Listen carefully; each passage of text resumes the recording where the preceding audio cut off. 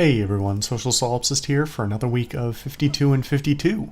And this week I am taking a look at Crypt of the Necrodancer, which is actually a game I've had my eye on for quite a long time, back when I believe it was on Kickstarter. If not, it was sort of in the indie spotlight, so to speak, of people looked at it and said, hey, this looks cool, let's pass it around so people can see it. And it's a neat little game. It's branding itself as a roguelike, but hearing it called a roguelike has actually given me cause to make a video in the foreseeable future regarding the term roguelike and why it has a lot of problems, but we'll get to that later. It is a music / rhythm based dungeon crawler of a sort. You are a character who does a dungeon crawl and picks up equipment and, explores and fights enemies and all that jazz. And in the normal mode of the game, you have to do it in time with the beat of the music, which is kind of an interesting twist on your classic dungeon crawler of sorts. It is pretty tricky and, inherent to the genre. It's a little bit tricky. It's not super forgiving. And on top of that, the music moves pretty quick, even in the first dungeon. I've only made it to, I think, floor 3 or 4 of the first dungeon. And with every successive floor, it seems to get quicker and quicker. So it is, it's not an easy game by any means. But I'm certainly going to keep at it. It's interesting enough. That said, because it is music based, it does surprise me a little to find out that there appears to really only be one track per floor.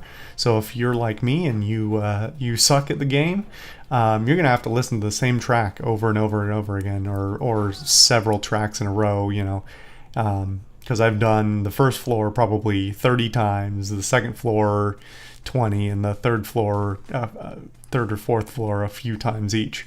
So, each time I got to listen to the same thing. That's not to say that the music is bad. It is quite, it's appropriate.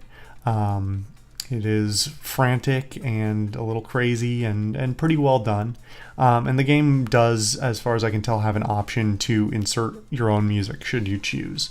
I haven't actually tested that feature, so I can't speak to how it performs as far as, lining up with the beats or anything like that.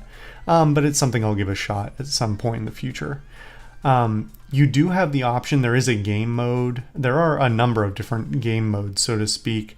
And one of the ones I tested out was just to use a different character, the Bard, who instead of having to keep up with the music, you create the music, so you can go as slow or as fast as you want. What's interesting about that is I do find myself ending up trying to go with the beat anyway, because the music continues to play at whatever speed it was before. You just don't have to keep up with it. So instead of the enemies moving on the beats of the music, they move on the beats of your movement. So I hope I'm articulating that in a way that makes sense. It looks pretty good. It's not crazy high resolution or anything. Obviously it's sort of a pixel art style, but things look pretty good. They're nice and clean, not too muddied in the art style or anything like that. So I appreciate that very much. And it'll definitely be something I give a bit of time to. I don't know about finishing the game or anything like that, but worthwhile. And I think I have it from a while ago, actually. I think I've had it for almost a year, but I've just never played it. But currently on the Steam sale, I think it's going for $3.50. So if this really piques your interest at all, you'll probably get your money's worth very quickly out of it. I'm hoping that the footage here will give you some sense of what the game is like, especially how the enemy patterns and things work, but you kind of have to learn them on the fly.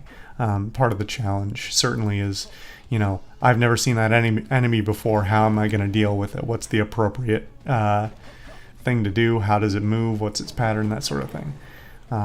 And like I said, when you're trying to keep up with the fairly quick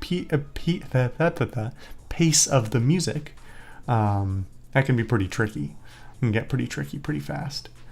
So yeah, nice little thing, and I'll give it some more time.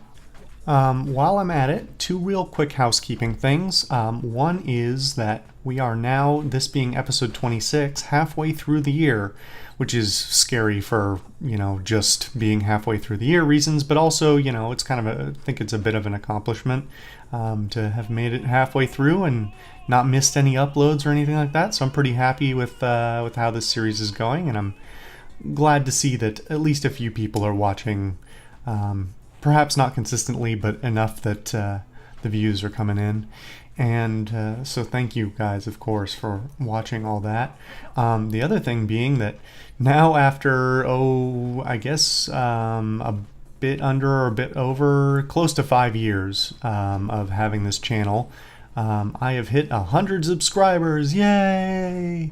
And something tells me not a whole lot of them are going to watch this video, and that's fine. I honestly don't even know how many are active or even valid accounts anymore or what have you, but yeah, it makes me feel pretty good just to, you know, have 100 people who at one point in the last 5 years subscribed. It's not much of an accomplishment, but it's something. So for those of you who are watching, thank you very much. So I think that's all for this week. Thank you guys very much for watching, and I'll see you guys next time.